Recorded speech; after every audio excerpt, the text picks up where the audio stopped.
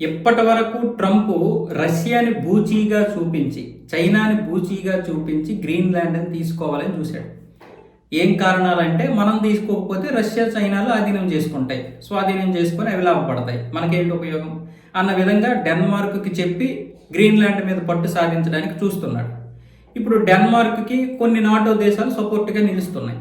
China, Russia మొదట్లో వ్యతిరేకించాయి, కానీ ఇప్పుడు రష్యా పూర్తిగా మారిపోయింది. ఇప్పుడు రష్యా అధీనంలో ఉన్నటువంటి రొసస్కాయ్ అనే ఒక జాతీయ పత్రిక ఏం రాసిందంటే, ఇప్పుడు ట్రంప్ గ్రీన్లాండ్ని స్వాధీనం చేసుకొని ఆ తర్వాత విలీనం చేస్తే రేపు జూన్లో జరగబోయేటటువంటి అమెరికా 250వ గణతంత్ర దినోత్సవాలు, అదే స్వతంత్ర దినోత్సవాలకి ఒక పెద్ద గిఫ్ట్ ఇచ్చినట్లు అవుతుంది అమెరికా ప్రజలకి. కాబట్టి గ్రీన్లాండ్ని స్వాధీనం చేసుకోవాలి. దీనివల్ల రాజకీయంగా కూడా రిపబ్లికన్లకి చాలా మంచిది. ఇప్పుడు దీన్ని స్వాధీనం చేసుకోకపోతే డెమోక్రాట్లు బలపడతారు.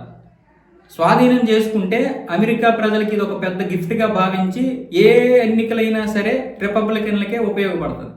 కాబట్టి ఏ విషయంలో కూడా ఈ విషయంలో అంటే ట్రంప్కి అన్ని లాభాలే, మేము ఎక్కడా అడ్డుపడటం లేదు, అసలు మేము దాని మీదే ఆశపడడం లేదు అని రష్యా స్పష్టం చేసేసింది ఆ వార్తాపత్రిక ద్వారా. అసలు ఇది ఎవరు ఎక్స్పెక్ట్ చేయరు.